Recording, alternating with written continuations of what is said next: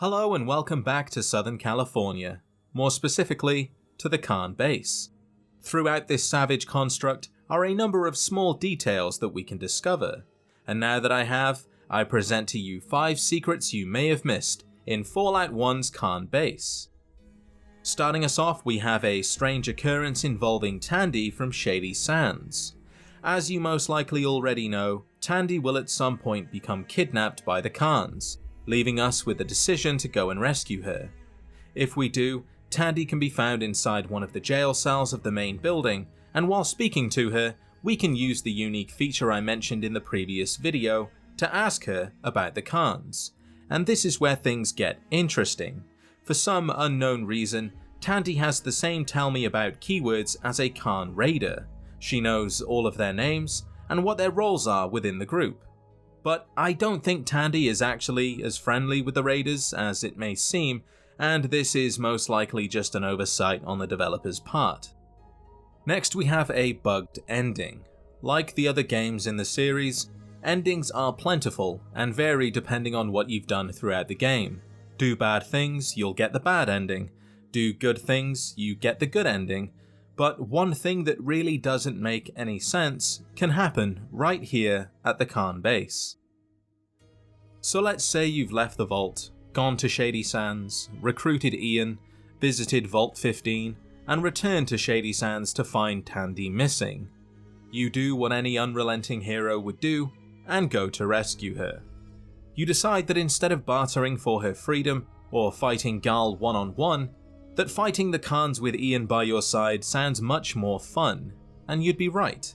But if you have a specific ending that you would like to achieve, you may want to kill Gal before Ian does, because if Gal is killed by Ian, you'll receive the bad ending to the Khans, no matter what. The Desert Raiders pillage most of the northern parts of New California. They are a scourge that lasts for years, until a rebel army of mutants brings them down.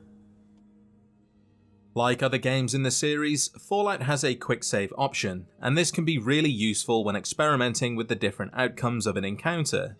But you might want to avoid doing this inside the room with Gal, because if you do, and load that save, there's a chance that the entire group of Khans will turn hostile, and unless you load an earlier save, you really don't have any other option but to kill them. My advice would be, if you have to save, then do so outside the building, just to be safe. Next we have a strange happening that I've only ever seen a single time, and that was Gal using flares to attack me. More often than not, Gal will use a power fist or desert eagle, but for some reason that I can't seem to repeat, he threw flares. Now, flares aren't really that useful. They can make it easier when fighting enemies in the dark, and can sometimes be used to blind enemies, and on rare occasions, even kill them. But most of the time they're better being bartered for something more useful.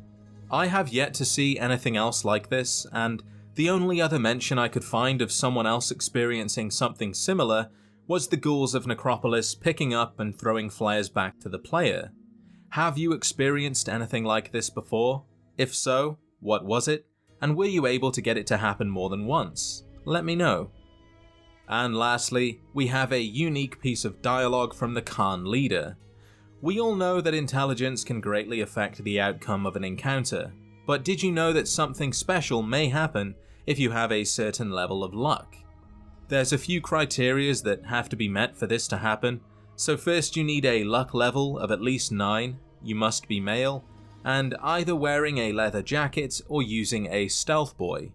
If all of these things have been done, there's a 50% chance that Gal Deathhand will mistake the Vault Dweller for his own father. The only problem is that Gal's father is dead, and to make matters worse, it was Gal who killed him. So the next logical thing we can do is pretend to be his father's ghost and convince him to release Tandy. And there we have it, 5 secrets you may have missed in Fallout 1's Khan base. Be sure to show your support by liking the video and subscribing if you haven't already for more Fallout content. If there's anything you would like to see in a later video, leave a comment and I'll see what I can do. With that said, thank you as always for watching, and I'll see you in the next adventure.